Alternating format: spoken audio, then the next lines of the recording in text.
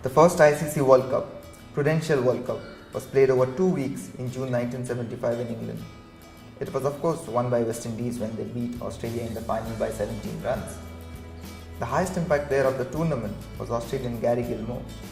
He produced a performance in the semi-finals against England that remains the second highest impact performance in ODI history till date. First, he took 6 for 14 to destroy England for 93, then from 39 for 6, scored an unbeaten 28 to take Australia home. He took 5 for 48 in the World Cup final as well, even though Australia lost. Bizarrely, he played just 2 matches in this World Cup, and even more bizarrely, he played just 5 ODIs in his career.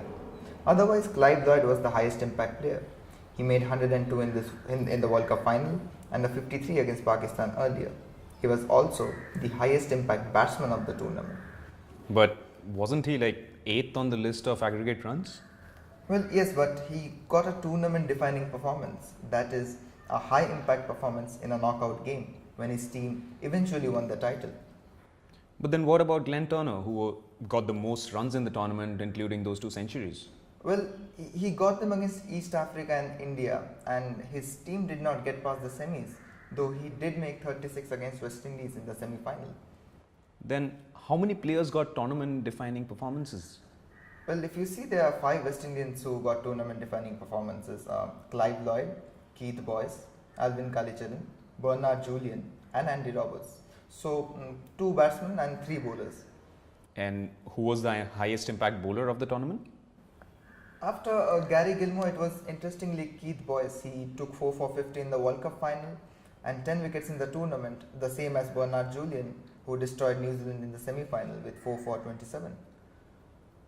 Would you believe Bishan Singh Bedi was the highest economy impact bowler in the tournament? And since we are on India, guess who India's highest impact batsman was? Abid Ali, all because of one innings of 70 against New Zealand. It is the only innings he played in the World Cup. Gavaskar also played his infamous 36 not out in 174 balls, which has the worst strike rate impact in ODI history. Mental block innings really. And can you guess who was the lowest impact Indian batsman in the tournament? Must be Bedi or some other bowler. No, it was actually Mohinder Amarnath, who would of course go on to make amends spectacularly exactly 8 years later.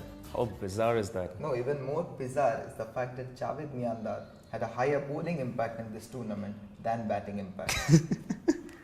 He made 24 and took 1 for 46 in 12 overs against West Indies, then made 28 and took 2 for 22 in 7 overs against Sri Lanka. West Indies were worthy champions, though Australia were at that time the best test team in the world. I mean, Australia reached the finals reasonably comfortably too. West Indies, in fact, had a close shave against Pakistan when they were struggling at 203 for 9, chasing 267. But of course, wicketkeeper Derek Murray and Andy Roberts, they took them home with 2 balls to spare. World Cup cricket's first humdinger. Well, it remains the second closest World Cup final too ever, as Thompson and Lilly took Australia from 233 for 9 to 274, but still fell short by 17 runs.